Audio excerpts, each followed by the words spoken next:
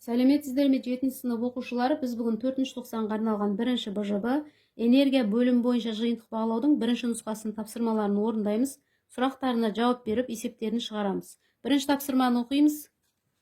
Мысалдарды механикалық энергияның сипаттамаларымен сәйкестендіріңіз. Бұл суреттер кинетикалық және потенциалдық энергияларға байланысты.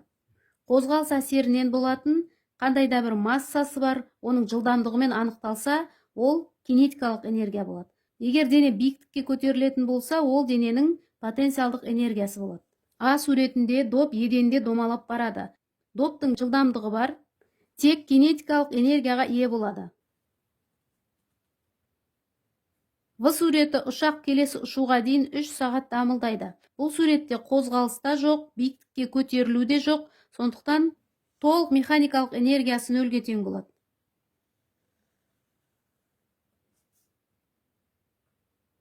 С суретінде ұшақ аэропортқа қонуға бет алды. Жоғарыдан төмен қарай түсіп келе жатыр. Бұл жерде кинетикалық әрі потенциалдық энергияға ие болады. Д суретінде ағашта алма пісіп тұр, белгілі бір биіктікте тұр, тек потенциалдық энергияға ие болады.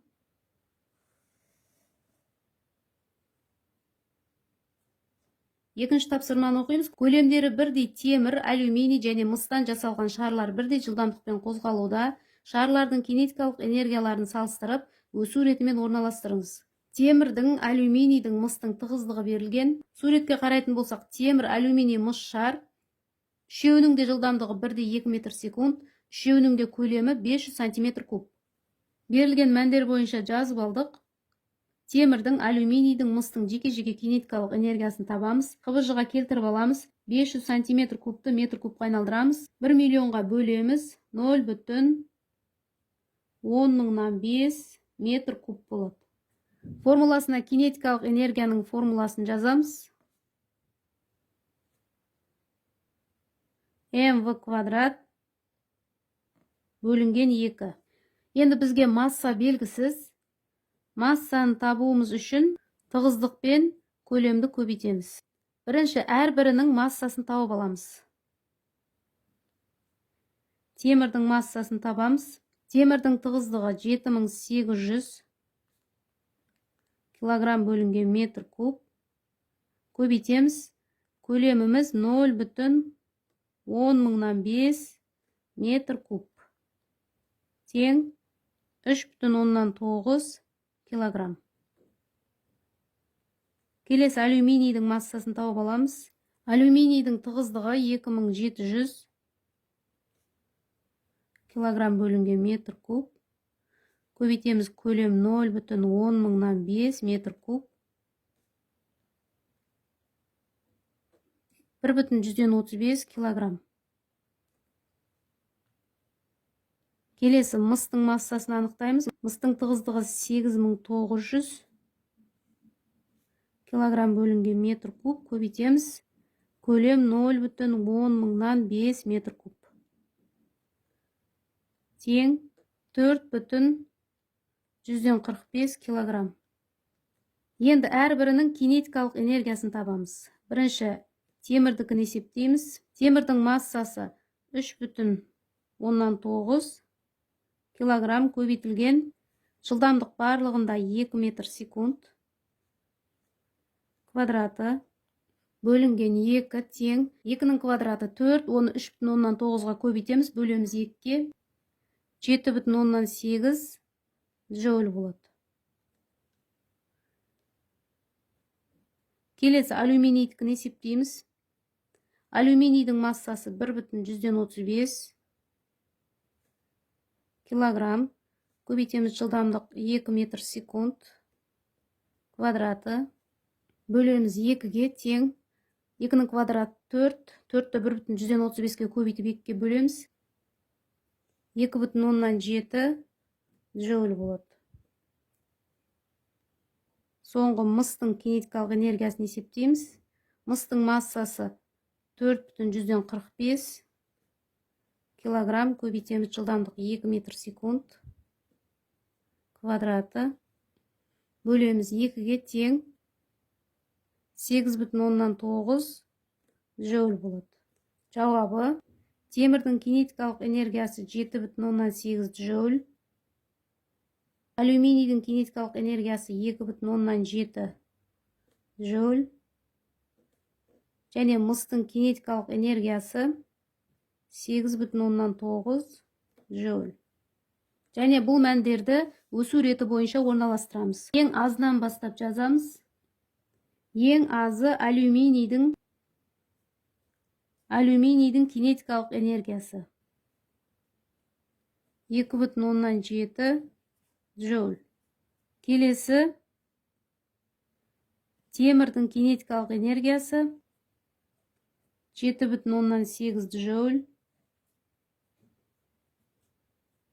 Ең үлкені мыстың кинетикалық энергиясы 8,9 джоуль. Үшінші тапсырманы оқимыз. Массасы 250 грамм дене 54 км сағат жылдамдықпен вертикаль жоғары лақтырылды. Ауаның кедергісі ескерілмейді. Еркін түсу үдеуінің мәні 10 ньютон килограмм. А нұсқасы дененің лақтырылған мезеттегі кинетикалық энергиясы, В нұсқасы ең жоғары нүктесіндегі потенциалдық энергиясы, С нұсқасы ең үлкен көтерілу биіктігі. ХБЖ-ға келтіріп аламыз. 250 граммды килограммға айналдырамыз. 10-ға бөлеміз. 0,125 килограмм болады. 54 км сағатты метр секундқа айналдырамыз. 1000-ға көбейтіп 3600-ге бөлеміз. 15 метр секунд. Формуласына А нұсқасы бойынша дененің лақтырылған мезеттегі кинетикалық энергиясын жазамыз. Кинетикалық энергияның формуласы mv квадрат бөлінген 2. В нұсқасы бойынша ең жоғарғы нүктесіндегі потенциалдық энергиясы, ең жоғарғы нүктесінде потенциалдық энергия тең болады кинетикалық энергияға.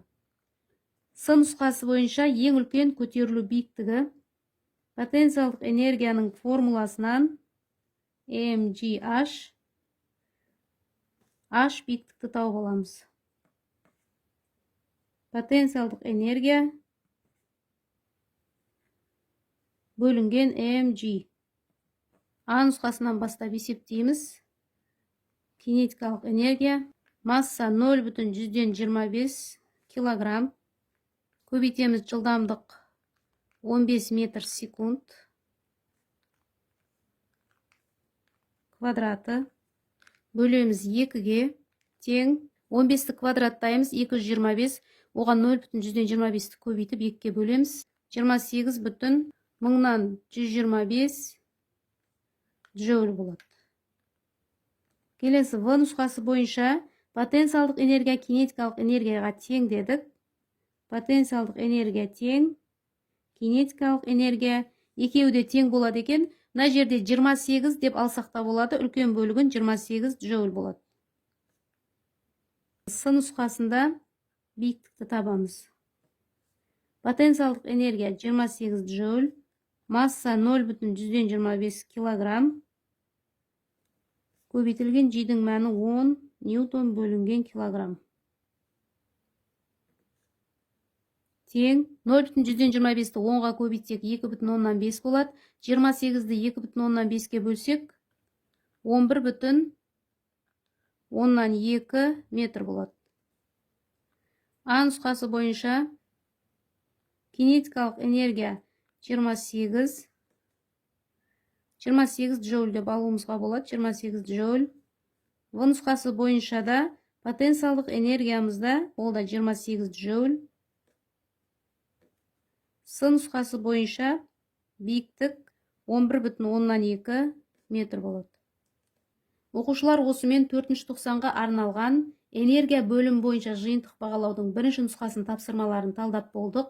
Келесі сабақта екінші нұсқасын талдайтын боламыз. Сау болыңыздар.